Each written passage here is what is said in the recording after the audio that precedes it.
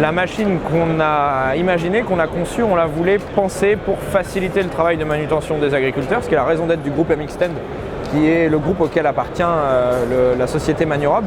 Et on partait d'un constat que les solutions robotiques existantes dans la cour de ferme étaient au point de départ en 2018 quand on a démarré, d'une part très spécialisées, donc avec des robots monotâches, un robot, une application, un pour le raclage, un pour le repousse-fourrage, un pour l'alimentation, et ça faisait vite un gros panel de robots. Donc on s'est dit il faut qu'on trouve quelque chose de plus polyvalent d'une part, et d'autre part on a voulu une machine qui ait une capacité de motricité, de franchissement et globalement d'intégration dans la ferme qui nécessite le minimum d'aménagement. La partie capacité à s'intégrer dans une ferme, elle est liée à la motricité de la machine, à son architecture qui lui donne une capacité de franchir des pentes jusqu'à 30% et de circuler sur toutes les voies qu'on trouve dans une ferme sans avoir particulièrement à stabiliser les routes, ni même encore moins à les bétonner.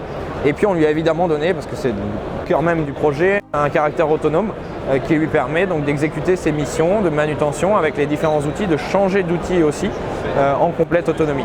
Et puis dernier axe fort du projet, c'était son caractère électrique. C'est une machine qui est 100% électrique avec une batterie embarquée qui anime ensuite l'ensemble des fonctions du véhicule. Les tâches adressables avec cette machine sont assez larges.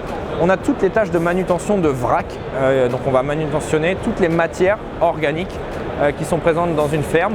Parmi les tâches adressables par le robot Lodix, il y a toutes les tâches liées au chargement des méthaniseurs, toute la gestion de la logistique autour d'un méthaniseur, donc les intrants du méthaniseur, toutes les matières qui vont être placées dans l'incorporateur.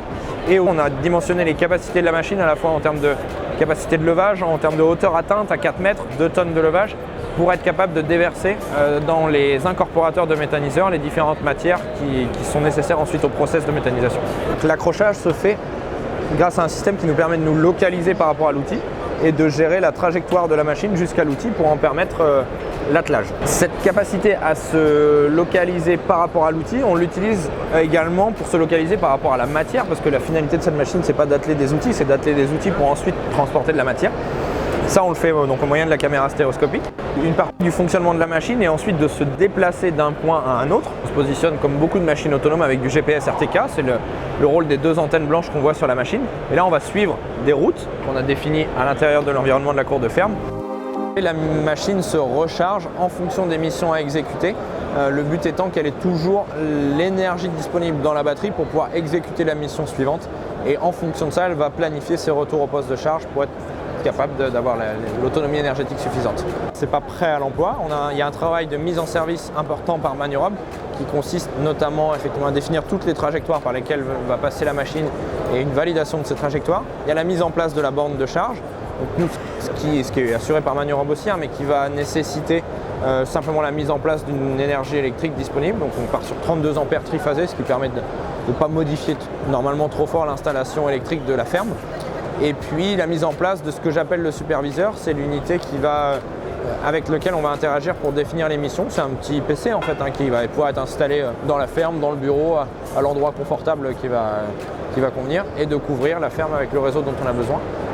Donc rien de physique qui est mis en place, pas de transpondeur, pas de câble ou quoi que ce soit, mais un travail de Maniorob pour installer ces éléments et effectivement au besoin, en fonction de la configuration de la ferme, de l'automatisation ajoutée sur certaines fonctions éventuellement. Par exemple pour, si c'est nécessaire, ouvrir une porte parce que la machine devra passer entre une partie intérieure et une partie extérieure par exemple.